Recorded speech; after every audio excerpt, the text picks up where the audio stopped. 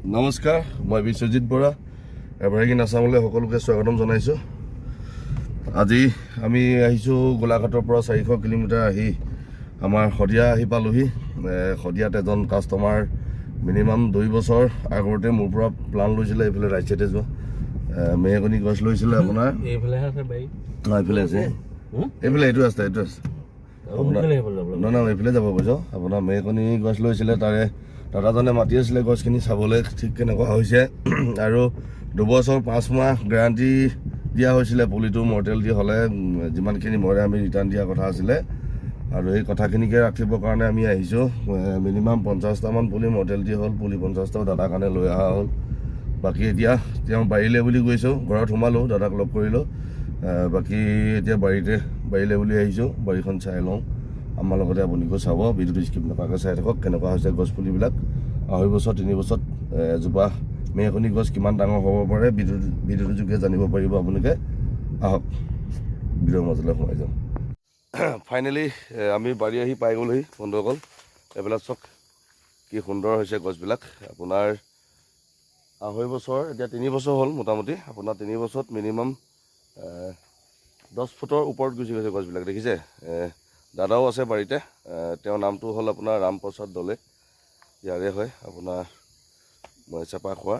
মই তেওঁক চিনাকি কৰি দিছোঁ আপোনালোকে, তেওঁৰ মুখে আপোনালোকে শুনি লওক। কৈ দিয়ক কেনেকুৱা পাইছে আমাৰ গছবিলাক। এই এভাৰগ্ৰীণ হেৰিৰ পৰা পুলিখিনি অনা ইয়াতে লগালগ 3 বছৰ হৈছে আৰু এতিয়ালৈকেতো ঠিকেই আছে। বাকী ছাৰ্ভিচবিলাক ঠিকেই পাইছে?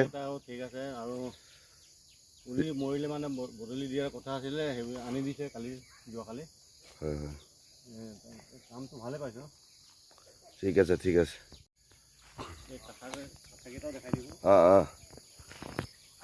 এইবিলাক চব কি সুন্দৰকৈ হৈছে দেখিছে বন্ধুসকল। একচুৱেলি আমাৰ কিছুমান কাষ্টমাৰে পুলিবিলাক লয় কিন্তু নিজে প্ৰতিপালন নকৰে, তাৰ ফলত কিছুমান পুলি মৰি যায়, হয়নে? কিন্তু কাৰণ আমি যিটো ৰিপ্লেচ দিম বুলি যিটো প্ৰতিশ্ৰুতি দিওঁ, আমিতো ৰিপ্লেচটো দিমেই। কাৰণ কেলৈ বাৰীখনটো আমি সদায় চাই থাকিব নোৱাৰি, সেইটোতো গৃহস্থই চাব লাগিব। ঠিক এটা উদাহৰণ আমাৰ ৰামপ্ৰসাদ দলেদাৰ, তেওঁ ইমান যত্ন কৰে। আজি এতিয়া আমি শদিয়া আহি কালি পালোহি, এতিয়া পুৱা আপোনাৰ চাৰে 5টা বাজিছে।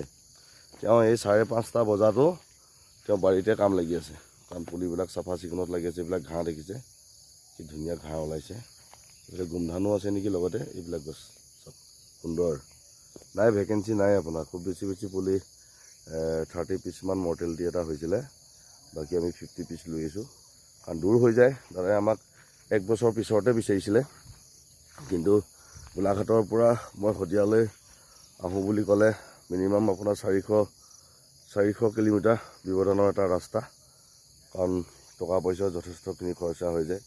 সেইটো কাৰণে আহোঁ বুলিলে নিৰ্দিষ্ট সময়ত আহিব নোৱাৰি। কিন্তু দাদাক আমি প্ৰতিশ্ৰুতি দিছিলোঁ, আহিব লাগিছিলে 2 বছৰত, কিন্তু 2 বছৰ পাৰ হৈ গ'ল। গছখিনি সঁচাই ভাল লাগিলে, লেটকৈ আহিছোঁ কাৰণে ভালেই লাগিলে। খালী গছকেইজোপা এটা বেমাৰ লাগিছে, এই গছৰ যিটো টপটো। কিন্তু মেহগনি গছত সাধাৰণতে এই বেমাৰটো লাগিব নালাগে, কিন্তু এডোখৰ জেগাত লাগিছে। আপোনাৰ গছৰ যিটো টপটোত আপোনাৰ মানে এটা কিবা পোকে খাই গৈছে গছটো। আৰু লগতে এটা গছ লগাই থৈছে, এইটো চব বিশেষকৈ আমাৰ গোলাঘাটবাসী ৰাইজে প্ৰায় গছটো দেখা নাই। এইটো দেখিছে, এইটো একচুৱেলি আমাৰ নাৰ্চাৰীটো, মোৰ লগতো এইটো পুলি নাই। এইটো হ'ল আপোনাৰ কাঠা প্লাণ্ট, কাঠা গছ হয়, যিটো আপোনাৰ খয়া বুলি কোৱা হয়, যিটো আমাৰ পাণৰ লগত খায় কাঠা। এইটো কাঠা প্লাণ্টও যথেষ্টখিনি তেওঁ লগাই থৈছে। আৰু দাদাৰ পৰা ময়ো লৈ যাম বুলি ভাবিছোঁ অলপ কাঠা পুলি। গোলাঘাটৰ কোনোবাই যদি ভিডিঅ'টো চাই আছে, কাঠা পুলি লগালে মোৰ লগত যোগাযোগ কৰিব, পাই যাব। মই নাৰ্চাৰীৰ কাৰণে অলপমান কাঠা পুলি 5-6 হেজাৰমান কাঠা পুলি নিম বুলি দাদাক মানে অৰ্ডাৰ কৰিছোঁ মই। এইবিলাক চব কাঠা গছ ভাল লাগিল আজি পুৱাই, কাৰণ কেলৈ নিজে দি থোৱা বস্তু এটা যদি কাষ্টমাৰবিলাকে ভালকৈ ডাঙৰ দীঘল কৰে, মনটো খুবেই ভাল লাগে।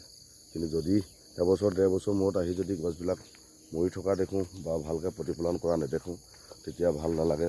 কাৰণ কেলৈ কাষ্টমাৰবিলাকেও ভাবিব লাগে যে অকল তেওঁবিলাকে গছটো মৰিলে মৰ্টেলিটিটো দিব, কিন্তু হ'লেও চোৱা চিতা দায়িত্ববিলাক গৃহস্থই অলপ ভালকৈ কৰিব লাগে। কাৰণ কেলৈ গছ পুলিহে আপোনাৰ গৰু ছাগলী খাব নিদিলে খুব সোনকালে বাঢ়ে, এইবিলাক দেখিছে।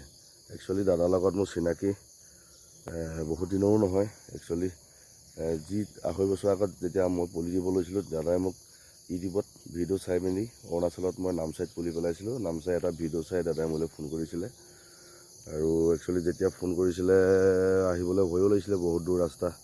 কাৰণ কেলৈ নামচাইলৈকেতো আহি থাকোঁ, কাৰণ অচিনাকি মানুহ কেনেকুৱা কি হ'ব।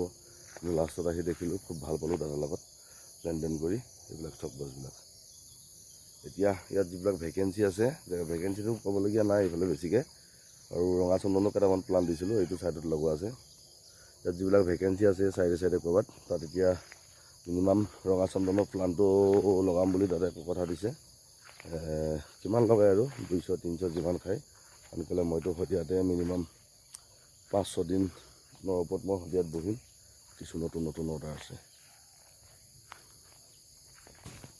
ঠিক আছে বন্ধুসকল, ভিডিঅ'টো ইমান দীঘল নকৰোঁ, দেখালোঁ আপোনালোকক 3 বছৰত এজোপা মেহগনি গছ কিমান ডাঙৰ হ'ব পাৰে আপুনি নিশ্চয় দেখিছে।